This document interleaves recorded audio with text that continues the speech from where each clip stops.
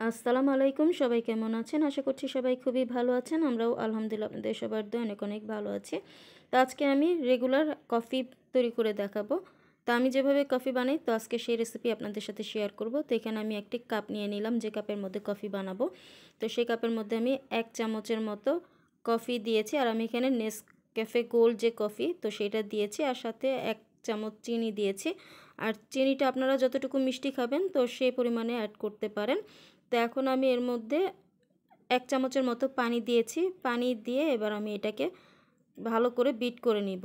যতক্ষণ পর্যন্ত চিনি আর কফিটা ভালো করে মিশে না যাবে ততক্ষণ পর্যন্ত বিট করব।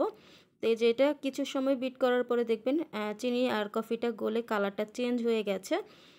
তো এটাকে আমি আরও 2 থেকে 3 মিনিটের মতো বিট করব। তো আপনারা চামচ দিয়েও কিন্তু এই কাজটি করতে পারেন। আবার যাদের বিটার আছে তো বিটার দিয়ে কিন্তু করলে খুব তাড়াতাড়ি আপনারা এই মিক্সচারটা করতে পারেন। তো এই যে আমার এখানে কফিটা মিক্স করা হয়ে গেছে, বেশ ঘন হয়ে গেছে। তো আমি আর এর থেকে ঘন করব না, এবার এটাকে রেখে দিচ্ছি। তো এখন আমি চুলায় দুধ গরম করতে দিয়েছি। তো দুধটা বলক চলে এসেছে। তো এই দুধটাকে আমি ঘন করে নিয়েছি। আমি এখানে প্রায় 1.5 কাপের মতো দুধ দিয়েছিলাম, দুধটাকে ঘন করে 1 কাপের মতো করে নিয়েছি। এবার দুধটাকে ভালো মতো অনবরত নেড়ে চেড়ে নিব। আর দুধটা যদি ঘন হয় তাহলে কফিটা আমার কাছে খেতে ভালো লাগে। তো এই জন্য আমি দুধটা ঘন করে নিয়েছি। আপনারা চাইলে একটা বলক দিয়েও কিন্তু দুধটাকে নামিয়ে নিতে পারেন।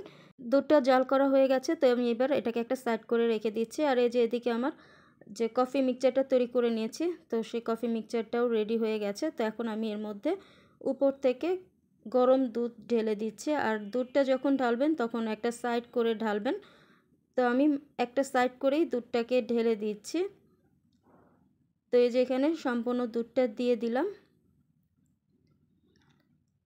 তো এবার আমি এটাকে একটু নেড়ে দিব।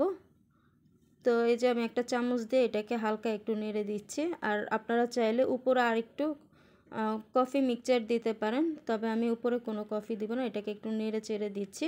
আর এই যে দেখুন উপরের লেয়ারটা কিন্তু বেশ ঘন হয়েছে, আর একদমই পারফেক্ট হয়েছে এই কফিটা। তো খুব ভালো করে আমি একটু নেড়ে চেড়ে দিলাম।